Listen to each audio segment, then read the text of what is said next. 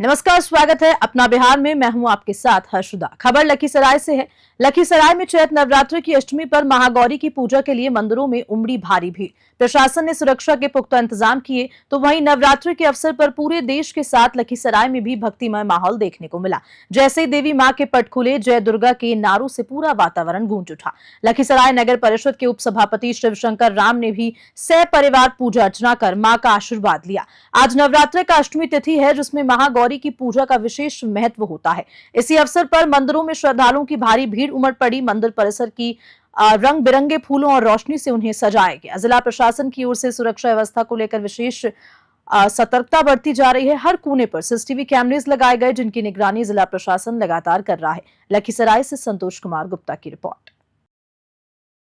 रोहतास के दिनारा में समाजसेवी आलोक सिंह ने निजी फंड में हाई मास्क लाइट का उद्घाटन किया। लोगों में खुशी की लहर दिखाई दी। तो वहीं जिले के दिनारा विधानसभा क्षेत्र के खनिका चौक पर बीती रात समाजसेवी आलोक सिंह ने अपने निजी फंड से हाई मास्क लाइट का उद्घाटन किया। इस पहल से स्थानीय लोग बेहद खुश नजर आए। उनका कहना है कि इस क्षेत्र में अंधेरा होने के कारण अक्सर दुर्घटनाएं और अप्रिय घटनाएं होती रहती हैं, लेकिन अब रोशनी की व्यवस्था हो जाने से राहत मिलेगी। उद्घाटन के मौके पर बड़ी संख्या में स्थानीय लोग और जनप्रतिनिधि मौजूद रहे, जिन्होंने इस प्रयास की सराहना की। आलोक सिंह ने बताया कि पूर्व में नटवार और दिनारा में हुई हाई मास्क लाइट लगाई गई। दुर्गा पूजा के समय जब वे खनिका चौक आए थे, तब स्थानीय लोगों ने उनसे इसकी मांग की थी। उन्होंने उसी समय आश्वस्त किया कि वे कार्य जरूर करेंगे। रोहतास से राहुल सिंह की रिपोर्ट। पूर्व यहाँ 4 करीब दुर्गा पूजा में हम लोग आए और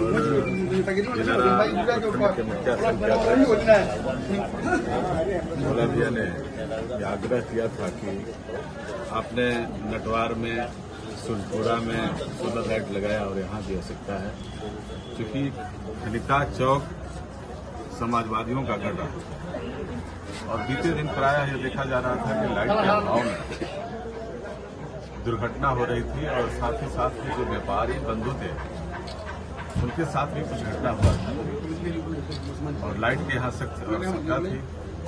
और हमने प्रयास किया, त्रिस्तरीय पंचायत के प्रतिनिधिगण की बदौलत ही आज बिहार विधान परिषद में, जिसमें रोहतास जिला में सबसे अव्वल दर्जे पर अगर आशीर्वाद मिला तो दिनारा प्रखंड का अहम भूमिका था और इसको सहज स्वीकार करते हुए हमने यहाँ हाई मास्क, थोड़ा समय लग गया। ये कारण है कि कोई भी योजना को जमीन पे लाने पे समय लगता है, लेकिन फिर भी मैंने कोशिश करके इसको जल्दी से लगवाया। रजौली की संजना कुमारी ने मैट्रिक बोर्ड में 460 अंक लेकर क्षेत्र और रॉय क्लासेस का नाम रोशन किया। बता दें कि नवादा जिले के रजौली प्रखंड मुख्यालय की छात्रा संजना कुमारी ने मैट्रिक बोर्ड परीक्षा में 460 अंक लाकर अपने माता पिता, शिक्षक और संस्थान का मान बढ़ाया। इस सफलता पर राजौली बाजार स्थित देवी मंडप में संचालित रॉय क्लासेस में एक सम्मान समारोह का आयोजन हुआ, जहां शिक्षक अनुज रॉय और प्रेम राजचंद्र के द्वारा संजना को मिठाई खिलाकर और सिल्वर कलम भेंट कर सम्मानित किया। अनुज सर ने बताया कि वे 2013 से रॉय क्लासेस चला रहे हैं, जहां कक्षा 8वीं से 12वीं तक की पढ़ाई कराई जाती है। उन्होंने कहा कि बेहतर प्रदर्शन करने वाले छात्रों को सम्मानित किया जाना संस्थान की परंपरा है। इस बार दर्जनों छात्रों ने अच्छे अंक हासिल किए हैं, जिनमें सचिन कुमार 455, प्रियांशी कुमारी 450, सपना कुमारी 449, आरुषि 448, सुरुचि 444, ईशा 427, रोहित 422, मनीषा 420, कुंदन 418, प्रिंस 416, अंश 414, मोहन 410 और निष्ठा कुमारी ने 406 अंक प्राप्त कर क्षेत्र का मान बढ़ाया। नवादा से ऋषभ कुमार की रिपोर्ट। सबसे पहले तो हम आप लोग मीडिया बंधु को सबसे पहले हार्दिक शुभकामना देते हैं कि आप लोग समय देकर जो हमारे क्लास में बच्चों को दिखाने का काम किए हैं। तो सबसे पहले 10th के विद्यार्थी का जो है, ये जो होता है विद्यार्थी का 10th जो होता है फर्स्ट शेड्यूल होता है। इसमें जो है विद्यार्थी इसी से के बाद जो है अपना अपना कैरियर का चुनाव करता है। तो इसमें सबसे पहले जो यदि 10th का बेहतरीन नंबर लाना हो तो उन लोग का सबसे पहले बिहार बोर्ड का खासियत है कि उन लोग जो है अपना राइटिंग को सुधारे, राइटिंग और शुद्ध लिखावट सुधार ले, साथ में एक का ऑब्जेक्टिव पे पकड़ बना ले तो बेहतरीन नंबर से पास कर सकता है। क्योंकि ये मेरा एक्सपीरियंस जो है 13 से 14 साल का एक्सपीरियंस मेरा है। सासाराम को नए पूर्णकालिक नगर आयुक्त विकास कुमार मिले। शहर में विकास की उम्मीदें जगी तो वहीं सासाराम नगर निगम को एक बार फिर से पूर्णकालिक नगर आयुक्त के रूप में विकास कुमार मिल चुके हैं। विकास कुमार बिहार प्रशासनिक सेवा के अधिकारी हैं और पूर्व में जहां जहां पदस्थापित रहे हैं वहां उनके कार्यों की सराहना होती रही। नगर निगम में उनके आगमन के बाद शहरवासियों में विकास को लेकर नई उम्मीदें जागी हैं तो लोग मानते हैं कि जैसा उनका नाम है वैसा ही उनका कार्यशैली भी रहा है। विकास से जुड़ा हुआ पूर्व में विकास कुमार के द्वारा किए गए कार्यों को देखकर सासाराम के लोगों को अब शहर की एक नई और सुंदर तस्वीर देखने को लगी है। लोगों को उम्मीद है कि सफाई, रोशनी, यातायात और मूलभूत सुविधाओं अब नगर निगम का ध्यान केंद्रित होगा और सासाराम फिर से चमक उठेगा। सासाराम से राहुल सिंह की रिपोर्ट। सर, हाल ही में आप सासाराम में पदस्थापित हुए हैं। सासाराम के बारे में क्या कुछ जानते हैं? सासाराम में तो मेरी पहली पोस्टिंग है। अब यहाँ के शहरों के बारे में लगातार जानकारी हासिल कर रहे हैं और सभी जगह जो घूम रहे हैं और इसके बारे में विस्तृत जानकारी ले रहे हैं। शहर काफ़ी पुराना है और ऐतिहासिक भी है। बक्सर में 36 लाख की कफ सिरप बरामद हुई है। यूपी के ट्रक चालक को पुलिस ने गिरफ्तार किया तो वहीं बिहार के बक्सर जिले में उत्पाद विभाग की बड़ी कार्रवाई हुई, जहां बिहार यूपी बॉर्डर स्थित चौसी चेकपोस्ट पर एक मिनी ट्रक की तलाशी के दौरान पुलिस को 36 लाख रुपए मूल्य की प्रतिबंधित कफ सिरप बरामद हुई। पुलिस को गुप्त सूचना मिली कि ट्रक में नशे की सामग्री छुपाकर ले जाई जा रही है। जब बारीकी से जांच की गई तो प्याज और लहसुन की बोरियों के नीचे करीब 1200 लीटर कफ सिरप छिपा हुआ मिला। कफ सिरप का उपयोग नशे के रूप में किया जाता है, जिसमें समाज में नशाखोरी बढ़ रही है। इस मामले में ट्रक चालक, जो कि उत्तर प्रदेश का रहने वाला है, उसे गिरफ्तार कर जेल भेज दिया। एनडीपीएस एक्ट के तहत मामला दर्ज कर आगे की जांच जारी है। पुलिस अब इस रैकेट में शामिल अन्य नशे के सौदागरों तक पहुंचने की कोशिश कर रही है। बक्सर से धीरज कुमार की रिपोर्ट। ऊपर से 1-2 बोरी हटाया गया तो कुछ सफ़ेद पैकेट में बंधा हुआ दिखा, जिसको जांच किया गया तो उसमें एक प्रतिबंधित दवा कफ सिरप की बरामदगी हुई। ये 120 कार्टून है। प्रत्येक कार्टून में 100 बोतल है। प्रत्येक बोतल 100 ml का है। कुल 12,000 बोतल 120 लीटर की मात्रा में बरामद किया गया है। ये दवा के काम में आता है। इसके अतिरिक्त वही नशा के पर्पज से भी इसको इस्तेमाल किया जाता है।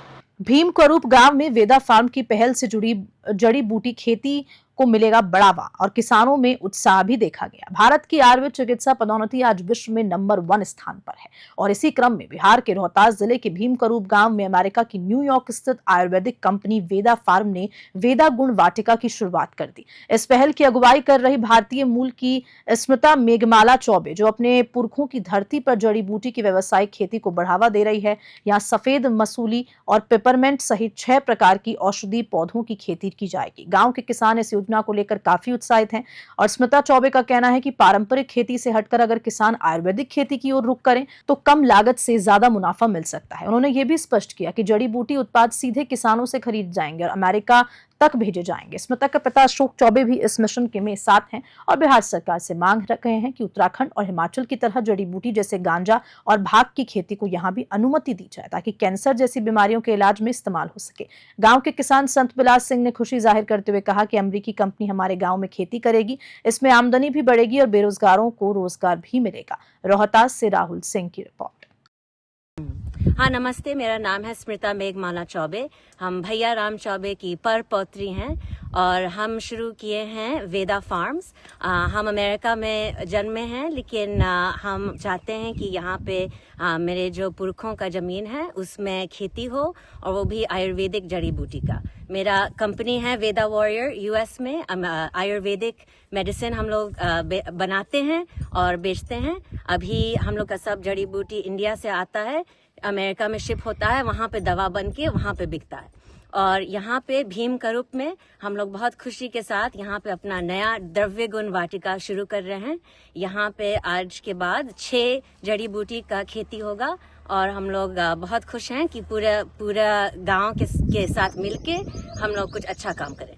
जन स्वराज पार्टी 11 अप्रैल को गांधी मैदान में बिहार बदलाव रैली का आयोजन करने वाली है। रोहतास से 32,000 लोग शामिल होंगे, तो वहीं सासाराम में शुक्रवार को आयोजित एक प्रेस वार्ता के दौरान जन स्वराज पार्टी के मुख्य प्रवक्ता विनोद तिवारी ने कहा कि 11 अप्रैल को पटना के गांधी मैदान में बिहार बदलाव रैली का आयोजन करने जा रही है। इस रैली का उद्देश्य बिहार की व्यवस्था में बदलाव की मांग को लेकर है। उन्होंने कहा कि ये रैली राज्य में पेपर लीक, भ्रष्ट शिक्षा व्यवस्था, बेरोजगारी, पलायन, अपराध, स्वास्थ्य की लचर व्यवस्था, परिवारवाद, जातिवाद, भूमि सर्वे और स्मार्ट मीटर जैसे मुद्दों पर हो रही लूट के विरोध में आयोजित की जा रही है। उन्होंने कहा कि ये रैली बिहार की मौजूदा हालत को बदलने के लिए एक जन जागरण अभियान की तरह काम करेगी। खास बात यह है कि रोहतास से 32,000 से ज्यादा लोग अपनी खुद की व्यवस्था में इस रैली में पहुंच रहे हैं, जो इस आंदोलन की ताकत को दर्शाता है। रोहतास से राहुल सिंह की रिपोर्ट। जनसुराज द्वारा 11 अप्रैल को पटना गांधी मैदान में बिहार बदलाव रैली का आयोजन किया गया है। उस रैली की तैयारी को लेकर रोहतास जिले में पिछले 20-25 दिनों से बैठकें, सभाएं हो रही हैं, जिसका मैं व्यक्तिगत रूप से समीक्षा भी कर रहा हूं, देख भी रहा हूं। 11 अप्रैल को जो पटना गांधी मैदान में जनसुराज की बिहार बदलाव रैली हो रही है, वो भ्रष्ट शिक्षा, भ्रष्ट परीक्षा, बिहार में भ्रष्टाचार, स्वास्थ्य व्यवस्था और जो अफसरशाही चरम पर है, उसके खिलाफ में यह बिहार बदलाव रैली का आयोजन किया गया है। यह रैली गांधी मैदान में न पहले कभी ने किसी ने ऐसा किया है, न आगे कोई करेगा। इस तरह की रैली गांधी मैदान में 11 अप्रैल को जनसुराज द्वारा हो रही है। बहड़िया स्टेशन पर ट्रेन की चपेट में आने से एक व्यक्ति की दर्दनाक मृत्यु हो गई। शव पोस्टमार्टम के लिए भेजा गया, तो वहीं लखीसराय जिले के बड़ाया रेलवे स्टेशन के प्लेटफॉर्म संख्या 2 पर शुक्रवार को एक बड़ा हादसा हुआ। ट्रेन की चपेट में आने से एक व्यक्ति की मौके पर ही दर्दनाक मृत्यु हो गई। घटना की जानकारी मिलते ही बहड़िया रेलवे पुलिस मौके पर पहुंची और शव को कब्जे में लेकर पोस्टमार्टम के लिए सदर अस्पताल लखीसराय भेज दिया। आपको बता दें कि मृतक की पहचान बहड़िया थाना क्षेत्र के बहड़िया रेफरल अस्पताल के समीप रहने वाले राम नरेश प्रसाद सिंह के पुत्र मनोज कुमार उर्फ बबलू के रूप में की गई। बताया जाता है कि वे एमयू ट्रेन से पटना जा रही थी। इसी दौरान किसी कारणवश वे ट्रेन की चपेट में आ गए, जिससे उनकी मृत्यु हो गई। लखीसराय से संतोष कुमार गुप्ता की रिपोर्ट। पटना जाने के क्रम में ये EMU से गिर गए बड़हिया स्टेशन पर, उसी में इनका डेथ हो गया। कहाँ के रहने वाले थे? बड़हिया वार्ड नंबर 20 में, फिलहाल रेफरल अस्पताल बड़हिया के किनारे इनका अपना मौत हो गई वहीं पर स्टेशन पर। सामाजिक कार्यकर्ता थे, बेहतरीन सीधे साधे इंसान। क्या नाम था मृतक का? मनोज कुमार बबलू था, पिताजी का नाम राम नरेश प्रसाद सिंह। रामनवमी को लेकर जुलूस आयोजकों और डीजे संचालकों के साथ प्रशासन ने बैठक की। नियमों के उल्लंघन पर सख्त कार्रवाई की चेतावनी भी दी गई। शांतिपूर्ण आयोजन को लेकर बक्सर जिला प्रशासन एक्शन मोड में है। इसी क्रम में नगर थाने में प्रशासनिक अधिकारियों ने जुलूस आयोजकों और डीजे संचालकों के साथ 1-to-1 बैठक की। बैठक के दौरान आयोजकों को साफ हिदायत दे दी गई कि नियमों का पालन अनिवार्य है, अन्यथा कड़ी कार्रवाई होगी। एसडीएम ने कहा कि रामनवमी के दिन डीजे बजाने में खास सावधानी बरती जाएगी। विशेषकर डीजे में वाइब्रेटर और तेज बेस का प्रयोग पूरी तरह से बैन रहेगा। यदि कोई इसका उल्लंघन करता है तो मौके पर ही डीजे जब्त कर लिया जाएगा। उन्होंने ये भी बताया कि हाल ही में महावीर झंडा जुलूस में तेज आवाज में डीजे बजाने पर 5 डीजे संचालकों पर कार्रवाई की गई थी। एसडीएम ने दोहराया कि त्योहार के दौरान अनावश्यक शोर शराबा आम नागरिकों को परेशानी में डालता है, जिसे प्रशासन किसी भी कीमत पर बर्दाश्त नहीं करेगा। बक्सर से धीरज कुमार की रिपोर्ट। रामनवमी को लेकर हम लोगों की तैयारियां अब अंतिम चरण में है। एक कार्य बचा हुआ था, वो ये कि जो आयोजक हैं और जो डीजे संचालक हैं उनकी 1-to-1 बैठक कर दी जाए। इस बार जो निर्देश है वो एकदम स्पष्ट रूप से बता दिया गया सभी लोगों को। अगर किसी भी तरह का बैस या वाइब्रेटर यूज करेंगे तो कार्रवाई करेंगे। आज हम लोगों ने 5 डीजे जब्त किया है, कल भी ये कार्रवाई चालू रहेगी। अगर लोग जो दिशा निर्देश हैं उनका पालन करते हैं तो बड़ी अच्छी बात है, बहुत अच्छे से पर्व त्यौहार मनेगा। और अनावश्यक हल्ला मचाकर, शोर मचाकर पर्व त्यौहार मनाने का कोई मतलब नहीं है। लोगों ने भी आश्वस्त किया है कि वो लोग भी सहयोग करेंगे, तो हम लोग उम्मीद करते हैं कि अच्छे से रामनवमी का त्यौहार मनेगा। बक्सर के सिमरी थाना क्षेत्र में पुलिस ने बड़ी कार्रवाई करते हुए 1000 लीटर स्क्रिप्ट बरामद की। आरोपी चालक फरार हो गया। वहीं बक्सर जिले के सिमरी थाना क्षेत्र से बड़ी खबर सामने आ रही है, जहां पुलिस ने 1000 मीटर स्क्रिप्ट बांधक पदार्थ बरामद करने में सफलता हासिल की। इस कार्रवाई की जानकारी देते हुए अनुमंडल पुलिस पदाधिकारी आफाक अख्तर अंसारी ने बताया कि यूपी से बिहार अवैध स्प्रिट लाए जाने की गुप्त सूचना मिली और सूचना के आधार पर एसडीपीओ के नेतृत्व में एक विशेष टीम का गठन हुआ, जिसमें थाना अध्यक्ष कमल नयन पांडे, अपर थाना अध्यक्ष उत्तम कुमार, अपर निरीक्षक दिलीप कुमार, कपिल देव मंडल और सशस्त्र बल शामिल थे। टीम ने नियाजीपुर से राहेसर के बीच सड़क पर सघन वाहन जांच अभियान चलाया। इस दौरान एक पिकअप वाहन को आते देख पुलिस ने रुकने का इशारा किया, लेकिन चालक वहां खड़ा कर फरार हो गया। जब पुलिस ने वाहन की तलाशी ली तो उसमें ड्रम में भरकर रखा गया 1000 लीटर स्क्रिप्ट बरामद हुई। बक्सर से धीरज कुमार की रिपोर्ट। जैसा इनवॉइस है जो जब्त किया गया है उसके अनुसार 1000 लीटर। सर ये कहाँ से पकड़ाया है? एक सूचना प्राप्त हुई कि बलिया से हो करके जो है एक स्प्रीट की गाड़ी जो पिकअप है वह नियाजीपुर रास्ते से निकलने वाली है। तो यहाँ के एसएचओ और एडिशनल एसएचओ के नेतृत्व में एक टीम बनाई गई और बीच रास्ते में जो आशा परडी और नियाजीपुर के बीच में आने वाली गाड़ियों को रोक करके तलाशी लिया जा रहा था। उसी क्रम में एक गाड़ी जो है वाइट रंग की पिकअप थी जो आ रही थी और उसको जो है ड्रम को जो सब्जी वाला बास्केट होता है उससे छिपा करके रखा गया था। जब गाड़ी रोकने का प्रयास किया गया तो ड्राइवर गाड़ी रोक के भाग गया। वक्फ बिल का समर्थन करना भाजपा नेता शहनवाज हुसैन को पड़ रहा है भारी। मिल रही है उसको जान से मारने की धमकी और वक्फ बिल के समर्थन को लेकर अब सियासत गरमाने लगी है। बीजेपी के राष्ट्रीय प्रवक्ता और पूर्व केंद्रीय मंत्री शहनवाज हुसैन को सोशल मीडिया और मोबाइल फोन पर जान से मारने की धमकी दी जा रही है। समस्तीपुर में मीडिया से बातचीत करते हुए शहनवाज हुसैन ने कहा कि वक्फ बिल के फायदों को मजबूती से जनता के सामने रखने के कारण उन्हें धमकियां मिल रही है, लेकिन वे इन धमकियों से डरने वालों में से नहीं है। रामनवमी को लेकर उन्होंने कहा कि बिहार में पर्व पूरी शांति और श्रद्धा के साथ मनाया जा रहा है, जबकि पश्चिम बंगाल में जय श्री राम का नाम लेने पर वहां की मुख्यमंत्री बनर्जी भड़क उठती हैं। उन्होंने बिहार के सीएम नीतीश कुमार को राम भक्त बताते हुए कहा कि उनके नेतृत्व में रामनवमी शांतिपूर्ण और भव्य रूप से मनाई जा रही है। समस्तीपुर से रमेश शंकर की रिपोर्ट। राज है, तुष्टीकरण का राज है। बंगाल में तो रामनवमी पे दीदी को जय श्री राम कह दो तो दीदी भड़क जाती है। ऐसा है जैसे दीदी को गुस्सा दिलाना हो तो बोल दो चुप से जय श्री राम, बस दीदी आपे से बाहर हो जाती। लेकिन यहाँ नीतीश कुमार जी तो राम भक्त हैं, कोई दिक्कत नहीं। यहाँ पे रामनवमी का जुलूस निकलेगा, शांतिपूर्ण तरीके से होगा। सब लोग सौहार्द के साथ रामनवमी मनाएं, मैं अपील करता हूँ। मधुबनी के बासोपट्टी थाना क्षेत्र में तालाब से युवक का शव मिलने से क्षेत्र में सनसनी फैल गई। मधुबनी जिले के बासोपट्टी थाना क्षेत्र अंतर्गत बदन भाई तालाब के विश्वनाथ बाबा घाट के पास एक युवक का शव तैरता हुआ देखा गया, जिससे पूरे इलाके में हड़कंप मच गया। स्थानीय लोगों ने शव को देखकर तुरंत पुलिस को सूचना दी। सूचना मिलते ही बासोपट्टी थाना अध्यक्ष अरविंद कुमार अपनी टीम के साथ मौके पर पहुंचे और स्थानीय गोताखोर की मदद से शव को बाहर निकलवाया। शव की पहचान बासोपट्टी पूर्वी पंचायत वार्ड संख्या 10 निवासी स्वर्गीय साहू जी साहा के पुत्र राकेश कुमार साहा, जो कि 32 साल के हैं, उनके रूप में हुई। थाना पुलिस ने शव को पोस्टमार्टम के लिए भेज दिया है। मृतक के भाई रामचरित्र साहा ने बताया कि उन्हें ये जानकारी नहीं है कि राकेश कैसे तालाब में डूबे, लेकिन उन्होंने ये जरूर कहा कि मृतक को तैरना नहीं आता था। मधुबनी से शादाब अख्तर की रिपोर्ट। और इसी खबर के साथ अपना बिहार में इतना ही। नमस्कार।